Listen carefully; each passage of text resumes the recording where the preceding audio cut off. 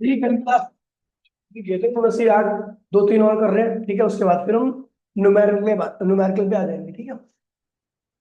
कह रहा भी है ये 75 शायद मैंने करा दिया था कि एक क्रिकेट प्लेयर जो होता है वो बॉल को कैच करते वक्त अपने हाथ को पीछे की तरफ लाता है। क्यों? सिंपल सी बात है भैया। जब वो बॉल कांटेक्ट में आ जाएगी उसके बाद हाथ को पीछे की तरफ लाएगा तो टाइम ऑफ कांटेक्ट क्या होता है? बढ़ जाता है। लगने वाला फोर्स क्या होता है? कम हो जाता है। ठीक है। उसके बाद कह रहा है it is easier to catch a table tennis ball than the cricket ball even both are moving with the same velocity. कह रहा है कि क्रिकेट बॉल भी उतनी उतनी स्पीड से आ रही है और टेनिस बॉल भी उतनी स्पीड से आ रही है, लेकिन टेनिस बॉल को कैच करना ज्यादा आसान होता है as compare to cricket ball में। क्रिकेट बॉल हार्ड होती है। क्या होती है? वो पिचकती नहीं है। यानी उसका टाइम ऑफ आपके हाथ के कांटेक्ट में आते के साथ ही क्या होगी? रुक जाएगी वो। ठीक है। दबती नहीं है, तुरंत रुक जाएगी। अच्छा, टाइम ऑफ कांटेक्ट होता क्या है? तो कांटेक्ट में आने के बावजूद भी कितनी देर तक मोशन में होती है, वही क्या होता है? Time of contact. अगर कांटेक्ट में आने के बाद तुरंत रुक गई तो टाइम ऑफ कांटेक्ट बहुत कम है। और कांटेक्ट में आने के बावजूद भी चलती रही तो टाइम ऑफ कांटेक्ट क्या होता है? ज्यादा ज्यादा। क्रिकेट प्लेयर बॉल को कैच करता है उसके बाद भी बॉल को लगातार मूव कराता रहता है, यानी टाइम ऑफ कांटेक्ट उस केस में बहुत ज्यादा है। लगने वाला फोर्स क्या होगा? बहुत कम होगा। इंपल्स वाला कंसेप्ट है। टेनिस बॉल के केस में क्या होता है? टेनिस बॉल वैसी क्या होती है? पिच पिची सी होती है, कॉस्को की बॉल होती है। ठीक है। जब वो हाथ के कांटेक्ट में आती है तो पहले क्या होता है? दबती। कांटेक्ट में आने के बावजूद भी क्या करती है? रुकती नहीं है, दबती है। दबती है इसका मतलब अभी रुकी नहीं है वो। यानी टाइम ऑफ कांटेक्ट क्या होगा? टेनिस बॉल के केस में ज्यादा होता है। इसलिए हाथ पे लगने वाला फोर्स क्या होता है? कम हो जाता है, क्योंकि टाइम ऑफ कांटेक्ट क्या होता है? बढ़ जाता है। लेकिन लेदर की बॉल के केस में यानी बैट बॉल के क्रिकेट की बॉल के केस में वो बॉल हार्ड होती है, वो दबती नहीं है। जैसे ही आपके हाथ के कांटेक्ट में आती है रुक जाती है। टाइम ऑफ कांटेक्ट बहुत कम होता है, लगने वाला फोर्स क्या होता है? बहुत ज्यादा होता है। समझ गया? तो ये ध्यान रखना। आगे बढ़ते हैं, बात करते हैं। ये वाला नीचे वाला क्वेश्चन भी करा दिया था मैंने। हो गए थे ऑलमोस्ट सारे क्वेश्चन। इस वाले क्वेश्चन को देखिए भी, काफी ज्यादा इंपॉर्टेंट क्वेश्चन है। Explain why the passenger are thrown forward from their seat when speeding bus sudden stop. Passenger आगे की तरफ गिर जाता है जब चलती बस एकाएक क्या होती है? रुक जाती। कि हर व्यक्ति का मास होता है और व्यक्ति के पास मास है तो इनर्शिया होगा। इनर्शिया, बस चल रही है तो उनके पास इनर्शिया ऑफ मोशन होगा। बस सडन रुकती है, बस तो रुक गई, लेकिन अंदर बैठे व्यक्तियों का मास की वजह से उनके पास इनर्शिया ऑफ मोशन है, तो वो अपने इनर्शिया को मेंटेन करने लगे, इसीलिए क्या होता है? आगे की तरफ चले जाते हैं सभी। ऐसे क्वेश्चन बहुत ज्यादा आते हैं सरकारी स्कूल में। कह रहा है does a cricketer move his hand backward holding a catch. Does a cricketer move his hand back. ठीक है। कह रहा है कि क्या एक क्रिकेट प्लेयर जो होता है वो अपने हाथ को पीछे करता है कैच करते वक्त? तो हाँ भाई करता है। क्यों? ताकि वो बॉल सडन रुक ना जाए, टाइम ऑफ कांटेक्ट बढ़ जाए और लगने वाली चोट की क्या वही हो, कम हो। Is the boat pushes away when a man jumps out of the boat. कह रहा है एक आदमी जब बोट से यानी नाव से जब उतरता है तो आदमी जब जंप करता है आगे की तरफ तो बोट क्या होती है? पीछे की तरफ जाती है। बिल्कुल करती है। पता है क्यों? क्या कंसेप्ट है? Law of conservation of momentum. Law of conservation of, पहले बोट और आदमी मिल करके एक सिस्टम बना रहे थे, लेकिन जब आदमी उतरने लगा तो आदमी मोमेंटम से उतरा। According to law of conservation momentum, जितना आदमी का मोमेंटम होगा उतना ही क्या होगा? बोट का मोमेंटम होगा। ठीक है भैया। तो आदमी का मोमेंटम वो आगे चला गया, बोट का मोमेंटम क्या होगा? उतना ही पीछे हो जाएगा। ठीक है। बोट की वेलोसिटी को रिकॉइलिंग वेलोसिटी कहते हैं। ठीक है, जो रिकॉइल है। नीचे वाला क्वेश्चन देखिए, कह रहे हैं explain why are balls bearings used to machinery. क्यों यूज की जाती है भैया? To reduce the friction. ठीक है। फ्रिक्शन को रिड्यूस करने के लिए बॉल बेयरिंग का यूज करता है। Why does a horse have apply more force to start a car than keep it moving. कह रहे हैं घोड़े को अधिक फोर्स लगाना पड़ता है चलाने के लिए। कब? जब चलती रहेगी उसकी अपेक्षा। घोड़ा चल रहा है, कार चल रहा है, तब उतना फोर्स नहीं लगाना पड़ता, लेकिन जब स्टार्ट करता है ना घोड़ा तो ज्यादा लगाना पड़ता है। क्यों? वो स्टेट चेंज कर रहा था घोड़ा, जब स्टेट चेंज करता है तो ज्यादा एफर्ट्स लगाना पड़ता है। मोशन में कोई स्टेट चेंज नहीं हुई, वो तो मेंटेन रख रहा है स्टेट। समझ गए? क्या भैया? Why the need for banking of the track. Track को बैंक करने की आवश्यकता क्या पड़ती है? To avoid the accident. U turn पे जब गाड़ी टर्न लेती है तो बैंक नहीं ना किया जाए तो जर्क की वजह से गाड़ी क्या होती है, अगर मान लो एक्सेस स्पीड होगी, ताकि हमारी क्या हो जाए, यू टर्न पे स्पीड की मैक्सिमम ऑप्टिमम स्पीड बढ़ाई जा सके। अगर थीटा कम रहेगा, लेवल रोड पर आपकी ऑप्टिमम स्पीड क्या होती है, कम रहती है, लेकिन बैंक रोड पर आपकी ऑप्टिमम स्पीड यानी मैक्सिमम स्पीड, सेफ्टी स्पीड क्या होती है, बढ़ जाती है। तो ताकि वहां पर बैंक दुर्घटना कम हो, इसीलिए हम रोड को क्या कर देते हैं, बैंक कर देते हैं। ऑप्टिमम स्पीड का मतलब सोचते हो, मान लो जैसे कहीं लिखा होता है यहाँ पर मैक्सिमम स्पीड 50 किलोमीटर पर घंटा हो सकती है, मतलब उसके बाहर नहीं आना, उसके बाहर जाओगे दुर्घटना घट जाएगी।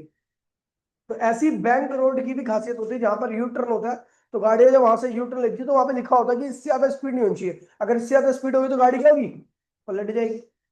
तो इसी चीज को अवॉइड करने के लिए और बैंक कर देते हैं, ताकि कोई बेवकूफ आदमी हो तेज और चला रहा हो, तो भैया क्या हो, बच जाए, समझ गए, ठुके ठके ना।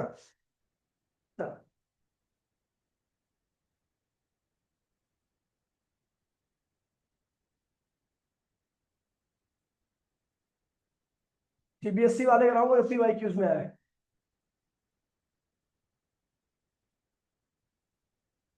ये आईआईटी वगैरह के देखिए बात, बेटा कल ही आता सीधा।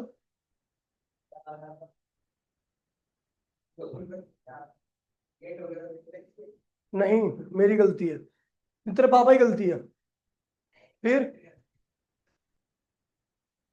तो कह रहा मेरी गलती है, फालतू की बातें कर रहा है।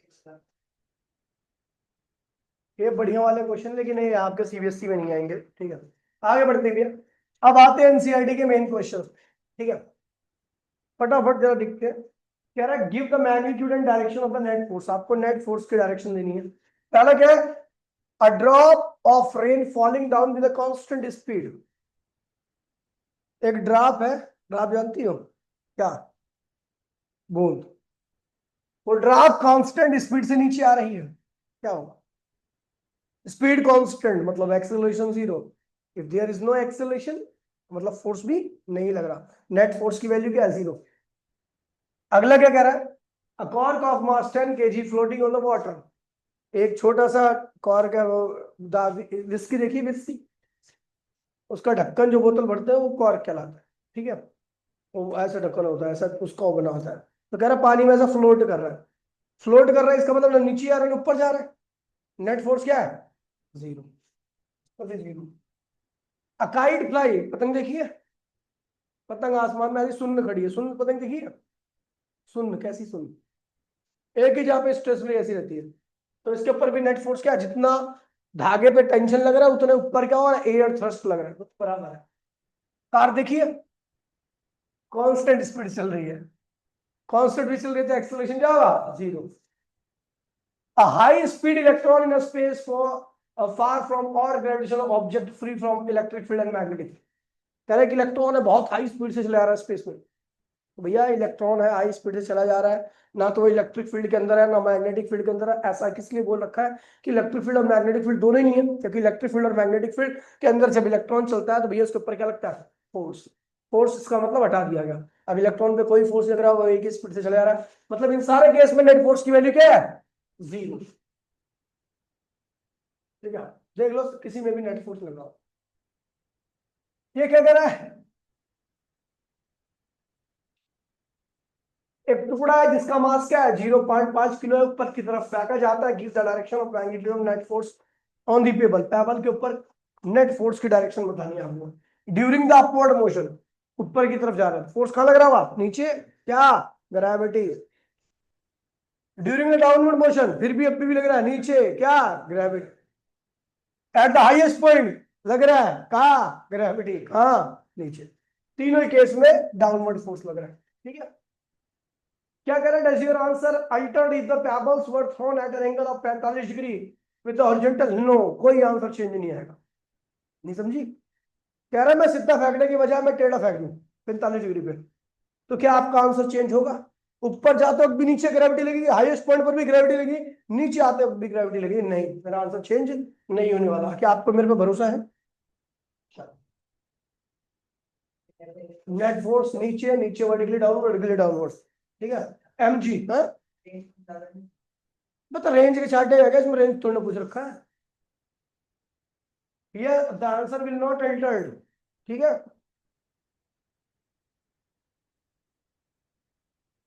कह रहा give the magnitude and direction of the net force acting on the stone of 0.1 kg। Mass कितना है? कह रहा just after drop from the window of the stationary train. जैसे ही आपने विंडो से छोड़ा तो उसके ऊपर नेट फोर्स कहां लग रहा है? विंडो छोड़े जाने के बाद पहले तो ट्रेन के साथ था, लेकिन जैसे ही विंडो छटा तो भैया इसका मतलब क्या हुआ? ट्रेन के अलोंग की वेलोसिटी उसकी होगी कांस्टेंट। अब कौन कहां फोर्स लग रहा होगा? नीचे की तरफ क्या लग रहा होगा? ग्रेविटी। और उसकी वैल्यू क्या होगी? m इंटू में g के बराबर। मास दे रखा है और g की वैल्यू 10 होती है तो 1 न्यूटन के आसपास आएगा। 1 न्यूटन, ठीक है, 1 न्यूटन, ठीक है, वर्टिकली डाउनवर्ड, ठीक है। उसके बाद कह रहा है just after drop from the window at the train speed constant वाला, कहीं फर्क नहीं पड़ता, फिर भी यही रहेगा क्योंकि भैया कांस्टेंट वेलोसिटी है, समझ गए? तो वाई के along just after it drop from the window at the train is accelerate, फिर भी आंसर यही होगा। क्यों? क्योंकि भैया विंडो छूटने के बाद तो ट्रेन से अलग होगी ना, तो उसकी स्पीड नहीं बढ़नी, वो एक्सेलरेट नहीं करेगा, यानी एक्स के अलोंग एक्सेलरेशन होना ही नहीं। अगर कोई भी चीज छूट जाए, वो एक्स के अलोंग, मान लो बस में हो या ट्रक में हो या किसी में भी हो, अगर वो चल रही है ट्रक, चाहे एक्सेलरेट कर रही है चाहे कुछ भी कर रही हो, अगर वो एक बार ट्रेन से निकल गई या बस से निकल गई या किसी से निकल गई, तो उसकी एक्स के अलोंग की वेलोसिटी में कोई चेंज आने वाला, जो चेंज आएगा किसके अलोंग आएगा? वाई के अलोंग। क्यों? ग्रेविटी लगती भी है, फोर्स लगता है। The girl lying on the floor of the train, which is accelerating with the 1 meter per second, the stone being rest relative to the, कि अब यहां पर देखो आपका चेंज हो जाएगा आंसर, क्योंकि अब ट्रेन एक्सेलरेट कर रही है कितने से, तो इसका एक्स के लॉन्ग फोर्स कितना लग रहा होगा? मास ऑफ स्टोन 0.1, एक्सेलरेशन कितना है 1, और आपको पता नीचे भी लग रहा होगा भाई, कितना लग रहा होगा? 1 न्यूटन के बराबर। तो टोटल फोर्स कितना हो जाएगा?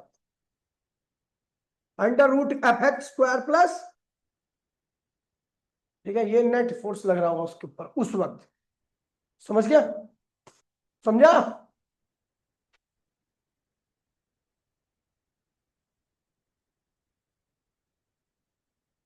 अरे यार इसमें तो कह रहा है केवल वाई के लॉन्ग ही लग रहा है। एक minute, here the weight of the stone is balance by the normal reaction. अच्छा मैंने ये ध्यान नहीं दिया, उस पे रखा हुआ है ना, फ्लोर पे रखा हुआ है ना, फ्लोर पे वेट लग रहा होगा तो रिएक्शन आ रहा होगा, एक दूसरे को कैंसिल कर देगा, इसलिए ऐसा बोल, ध्यान नहीं दिया मैंने, ठीक है, मैं गलत था, ये सही है, ठीक है।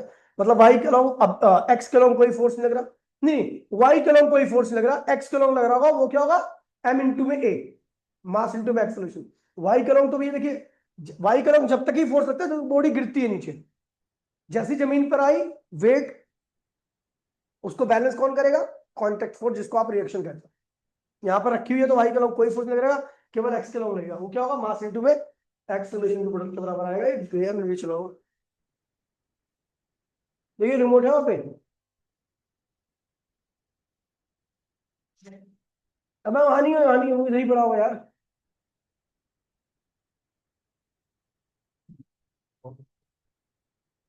उधर ही होगा यार रिमोट।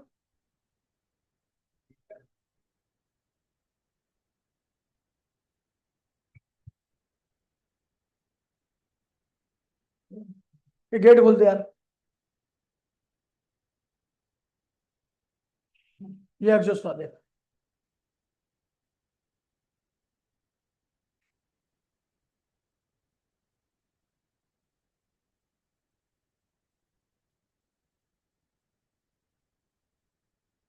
चलिए भैया, ये वाला क्वेश्चन वन एंड आइए तो स्ट्रिंग, आपको वर्टिकल सर्कल कराया था मैंने, याद है? उसी का टॉपिक है, कोई नहीं, ये मैं उसी चैप्टर में कराऊंगा। क्या कह रहा है? कब? अभी अभी बंद की थी क्या मैंने रिकॉर्डिंग? ये पहले से कर रखी है। चार्ली जो सुअर, a constant retardation 50 newton retarding force है, apply to a body of mass 20 kilogram. Initial speed कितनी है? हाउ डस, अरे कुछ नहीं है भैया, डिस्टेंस ट्रेवल यूटी प्लस 80। अच्छा है, नहीं नहीं ये तो लगेगा नहीं इसमें, आपको डिस्टेंस निकालना है।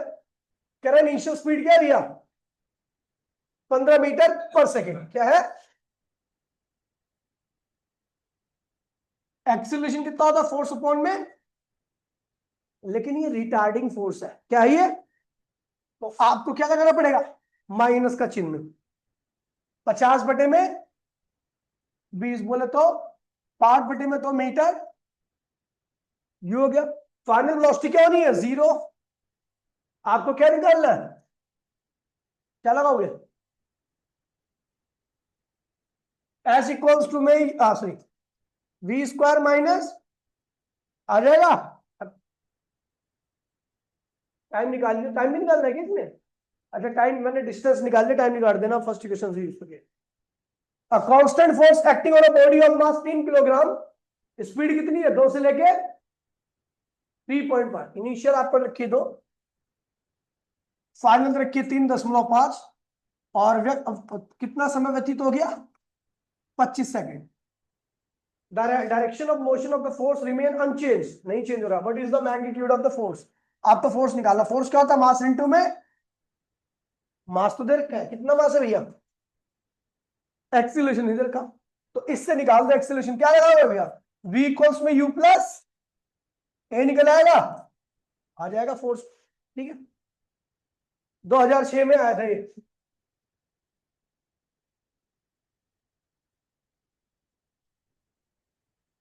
कह रहा है एक मास 5 किलोग्राम का है, उसके ऊपर 2 परपेंडिकुलर फोर्स लग रहे हैं, 8 और 6। Give the magnitude direction of the acceleration. कुछ नहीं है भैया, दोनों परपेंडिकुलर है ना। आपको एक्सेलरेशन निकाला, तो एक्सेलरेशन क्या होता है? टोटल फोर्स अपॉन में मास। यहां पर दोनों फोर्स परपेंडिकुलर, तो टोटल फोर्स क्या होगा? √F1² प्लस F2², यही होगा ना, दोनों अपॉन में मास। F1 की वैल्यू कितनी है? 5, 8, 16, ये 48, 36, समझ गया? और सॉरी 64, 36, 10 न्यूटन आएगा। 10 आ गया, मास कितना है भैया? 5। तो भैया एक्सेलरेशन क्या? 2 मीटर पर सेकंड। और यदि आपको इसकी डायरेक्शन निकालनी है तो tan थीटा यूज कीजिए, और ये होता है एक्सेलरेशन अलोंग y एक्सिस और एक्सेलरेशन अलोंग x एक्सिस। तो भैया ये x का फोर्स है और ये y का फोर्स है, यानी 6/8। ठीक है, ये तो यहाँ 6/8। F1 क्या है? F1 x पे ले रखा है ना। हाँ तो वही 6/8 तो आ रहा है। डायरेक्शन ये है, लेकिन यहां पर ये tan थीटा यूज करेंगे।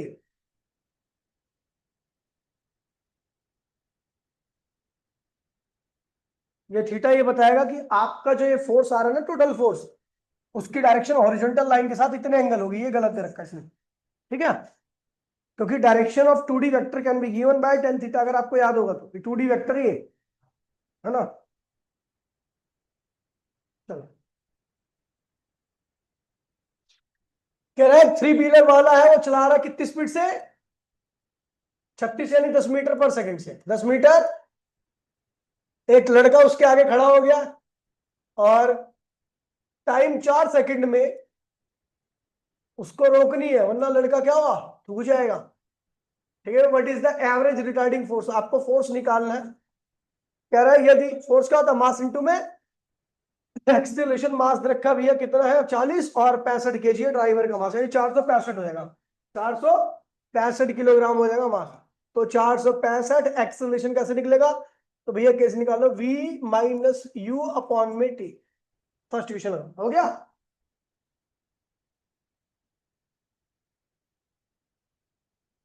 बड़ा प्यारा क्वेश्चन है। अगला वाला, rocket with lift off mass, rocket with lift off mass 20,000 kilogram, blast upward, blasted upward with initial acceleration 5 metre per. Calculate the up thrust. ऊपर का फोर्स निकालना है अपने को। तो ये रॉकेट है, मान लीजिए इसका मास कितना है? 20,000 किलो। तो वेट कितना होगा इसका?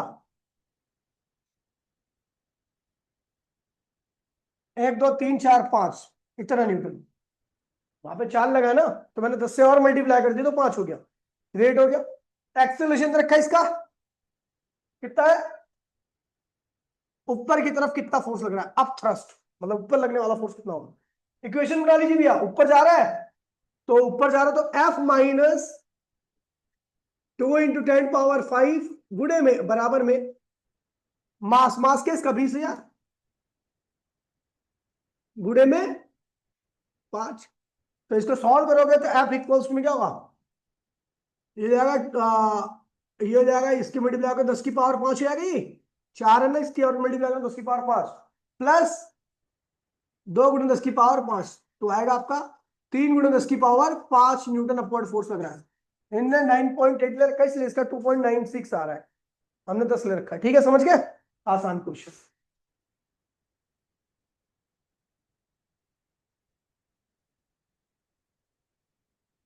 कह रहा भैया एक बॉडी है जिसका मास कितना है 0.4 kilogram, moving with the constant speed कितनी है 10 मीटर पर second, to no earth is subjected with the constant force. Force कितना लग रहा है टुवर्ड्स द साउथ। अच्छा फोर्स, ओहो ये तो बड़ा लंबा चौड़ा क्वेश्चन है। चलो ये देखिए करते हैं। कह रहा भैया एक बॉडी है जिसका मास क्या 0.4 kg है। अच्छा क्वेश्चन है, मतलब कितनी स्पीड आ रही है 10 मीटर पर सेकंड। ये इधर जा रहा है तो फोर्स इस पे इधर लग गया। कितना फोर्स है 8 न्यूटन है। कितने टाइम तक लग रहा है ये 430 second. Take the instant force apply to 0। हमने मान लिया कि फोर्स कब लग रहा है 0 टाइम पर। आपको पोजीशन बतानी है कब तक -5 सेकेंड। -5 समझ रहे हो, लगा कब है 0 पे, पूछ रहा -5 सेकेंड पहले। मतलब क्या हुआ, मतलब फोर्स लगाने से 5 सेकेंड पहले की बात कर रहा है। तो एक दिमाग सोचो कि भैया जब आपका फोर्स लगा तब टाइम 0 रहा था और था कहां पे वो 0 पर। 5 सेकंड पहले कहां पे होगा, दिमाग लगा 5 सेकंड पहले तो फोर्स लग नहीं रहा था, और उसकी वेलोसिटी क्या थी जब फोर्स लग रहा था 10 मीटर। तो इसका मतलब वो जी एक्स इक्वल्स टू 0, और टाइम जब 0 था उससे पहले वो किससे चला था 10 से।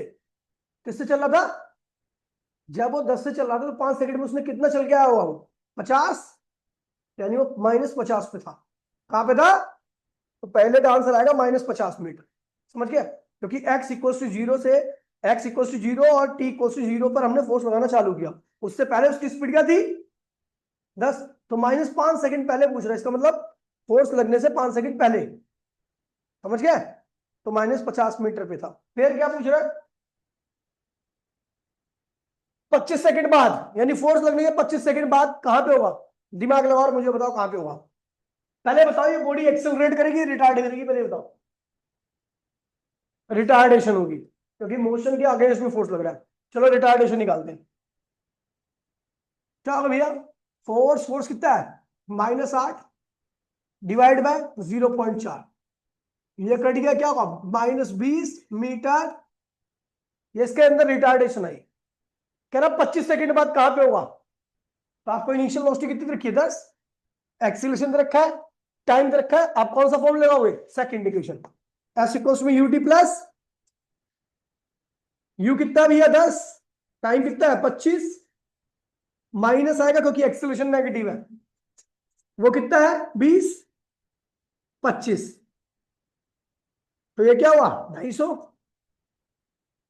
10, 25 25 के गुणा करो 625 -6 250 ना। और इसमें से 250 अगर घटा दोगे -6000 मीटर, बोले तो -6 किलोमीटर दूरी पर होगा, -6 किलोमीटर। समझ गया। फिर क्या कह रहा है फोर्स लगने के 100 सेकंड बाद कहां पे होगा। अब ये पार्ट मेन है, तो आपको पता फोर्स लगा कब तक है 30 सेकंड तक लगा, यानी 30 सेकंड तक ही रिटार्डेशन होगी। उसके बाद 70 सेकंड तक वो क्या होगा एक कांस्टेंट स्पीड से आगे जाएगा। ठीक है, तो एक काम करते हैं, पहले 30 सेकंड का distance travel by body, distance travel by body, body in 30 second क्या होगा, एस इक्वल्स टू में U T plus half A T square, क्योंकि 30 सेकंड तक फोर्स लग रहा है तो हमने 30 सेकंड का निकाल लिया कितना डिस्टेंस होगा। क्या होगा यू कितना होगा, कितना होगा 10, टाइम कितना है 30, माइनस ये 20 है, और टाइम क्या है 30, ये 30 सेकंड का डिस्टेंस आ गया। अब क्या रहा है, अब जो बाकी 70 बचे ना उसमें स्पीड अब चेंज नहीं होगी, लेकिन स्पीड भी तो पता होनी चाहिए। Velocity after 30 second, velocity after 30 second क्या होगी, v इक्वल्स में u प्लस 80, u कितनी है 10, एक्सेलरेशन -20 और टाइम कितना है 30। यहां से करोगे तो क्या होगा, 2 3 590, क्या होगा, इतनी स्पीड आएगी, मतलब 30 सेकंड बाद उसकी इतनी स्पीड होगी। अब इतनी स्पीड से अगले 70 सेकंड में चलेगा तो डिस्टेंस कितना ट्रेवल करेगा। जब स्पीड कांस्टेंट होती है तो आप कौन सा फॉर्मूला लगाते हो डिस्टेंस के लिए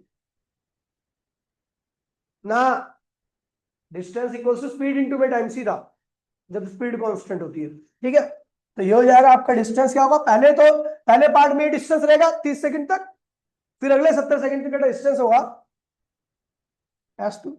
तो क्या होगा, स्पीड कितनी है 590 गुणे में 70, काफी ज्यादा लंबा छोड़ा आंसर आने वाला, हजारों किलोमीटर में आएगा आंसर। ठीक है, क्योंकि ये भी जोड़ोगे आप जो 30 सेकंड में कवर किया, फिर अगले 70 सेकंड में ये जो इतनी स्पीड से किया वो जोड़ोगे तो आंसर आएगा काफी लंबा छोड़ा। 50 किलोमीटर। ठीक है, वो समझ गया। अगला क्या कर रहा है, truck start from rest, truck की इनिशियल वेलोसिटी क्या है 0, और एक्सीलरेशन क्या है उसका 2 मीटर पर second square at T equals to the second stone is drop from the person. अच्छा, ये भी चुलबाजी वाला क्वेश्चन है भाई, ध्यान रखना कि यहाँ पे जो डाटा है। ठीक है, उसके बाद कह रहा है standing on the top of the truck, velocity इतना, अच्छा आपको निकालनी है 11 सेकंड में, कुछ नहीं आसान है क्वेश्चन है, वैसे थोड़ा दिमाग में, क्योंकि मैंने ऐसे क्वेश्चन बिल्कुल एक पहले भी करा रखा है कि t इक्वल्स टू 10 सेकंड पर, ठीक है, ट्रक से एक स्टोन छोड़ा गया, तो आपको बता दूं जो ट्रक की वेलोसिटी होगी वही उस स्टोन की वेलोसिटी होगी x के लॉन्ग, पता है ना।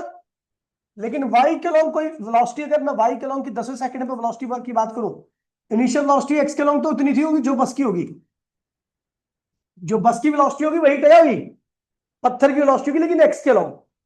लेकिन y के लॉन्ग जो इनिशियल वेलोसिटी होगी वो भी 0, है ना, क्योंकि बस किसके लॉन्ग हॉरिजॉन्टल चल रही थी ना।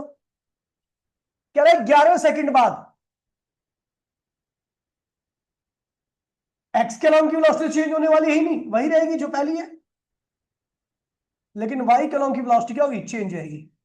वो क्या होगी, U Y plus A Y into में टी। मैं फर्स्ट इक्वेशन लगा रखी है, वी इक्वल्स में यू प्लस ए टी।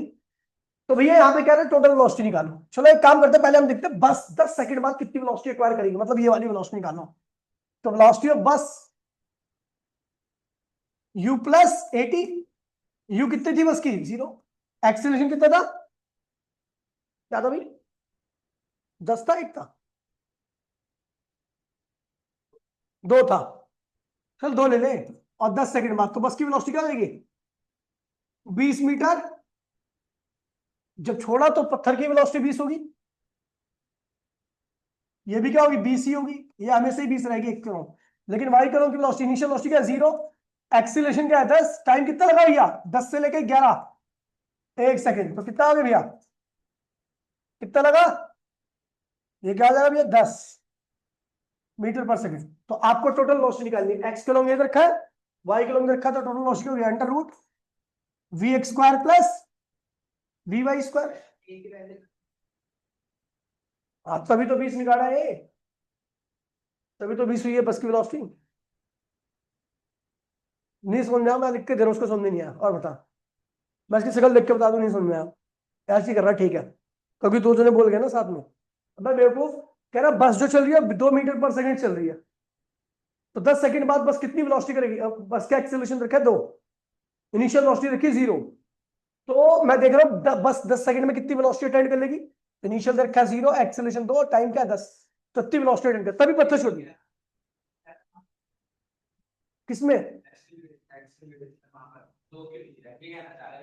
ये वाई के लॉन्ग बस चल रही है, वाई के लॉन्ग तो ग्रेविटी लगेगी ना, ग्रेविटी में एक्सेलरेशन 10 ही तो आता है, समझ गया, वाई के लॉन्ग एक्सेलरेशन ग्रेविटी लगाती है, वो 10 ही होगा, समझ गया। तो हमें टोटल लॉस निकालनी होती क्या होगा 20 का स्क्वायर और 10 का स्क्वायर कर लोगे। अच्छा एक्सेलरेशन भी पूछ रहा है, टोटल एक्सेलरेशन, तो आपको पता है एक्स के बस जब पत्थर छूट गया बस से, जब तक बस में था तो बस के साथ एक्सेलरेट कर रहा था, छूट गया तो एक्सेलरेशन क्या होगा एक्स के लॉन्ग 0, एक्सेलरेशन वाई का लॉन्ग किसके होगा जी, टोटल एक्सेलरेशन क्या आएगा जी ही आएगा, क्योंकि एक 0 है दूसरा जी है। ठीक है भैया, समझ गया। तो ये अच्छा डायरेक्शन निकालनी है तो आपको पता है 2D वेक्टर है, वाई के अलॉन्ग की वेलोसिटी अपॉन में इस तरीके से निकल आएगा। देखिए ये भी कंसेप्चुअल क्वेश्चन है। अबव ऑफ द 0.1 kg, वो आप जानते हो ना पेंडुलम, 0.1 kg कहाँ लटका हुआ है, सीलिंग पे, रूम स्ट्रिंग क्या 2 मीटर है, long is set into the oscillation, उसको ऑसिलेशन के लिए छोड़ दिया जाता है। The speed of bob at its mean position is 1 metre पर सेकंड।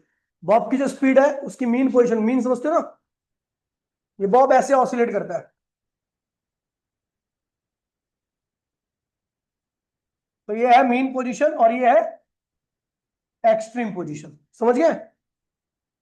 ये सीलिंग से लटका हुआ है। कह रहा है what is the trajectory of Bob if the string is cut at the one of the extreme position. बहुत अच्छा क्वेश्चन है, कंसेप्चुअल।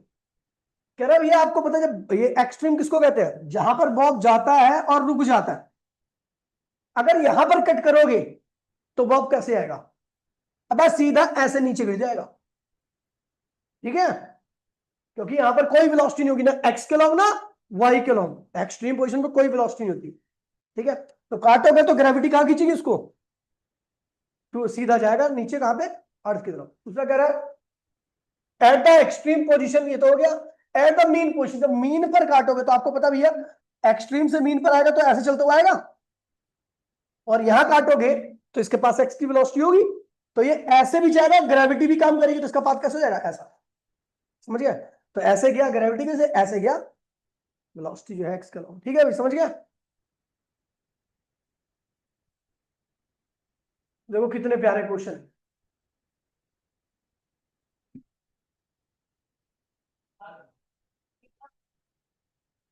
अब मैन वेइंग क्या है, 70 kilogram, standing on the weighing machine lift, कहां जा रही है, जब लिफ्ट अपवर्ड जाए या डाउनवर्ड जाए विद कांस्टेंट वेलोसिटी, तो उसके वेट में कोई चेंज होने वाला है नहीं, क्योंकि कांस्टेंट वेलोसिटी मतलब जीरो फोर्स, जीरो एक्सटर्नल कोई फोर्स नहीं लग रहा।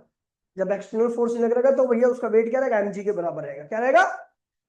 अच्छा डाउनवर्ड विद यूनिफॉर्म एक्सेलरेशन, नीचे आ रहा भैया, ये बंदा है वो नीचे आ रहा है, कितने एक्सेलरेशन से, 5 मीटर पर सेकंड स्क्वायर। आपको पता है भैया लिफ्ट में खड़ा है तो इसलिए ये क्या होगा, कॉन्टेक्ट फोर्स, और ये क्या होगा, mg। नीचे आ रहा है, इक्वेशन बताओ, mg माइनस आर बराबर में मास कितना है 70, एक्सेलरेशन कितना है 5, तो आर इधर ला, इसको पल्ली साइड में ला, तो एम कितना है इसका 70 × 10, ये उधर आएगा तो क्या होगा 350, और आर तो आंसर ये क्या है भैया 350 न्यूटन, मतलब इसका वेट जो 700 न्यूटन है, अब वो कितना महसूस होगा 350 न्यूटन, ठीक है भैया, आ गया 350।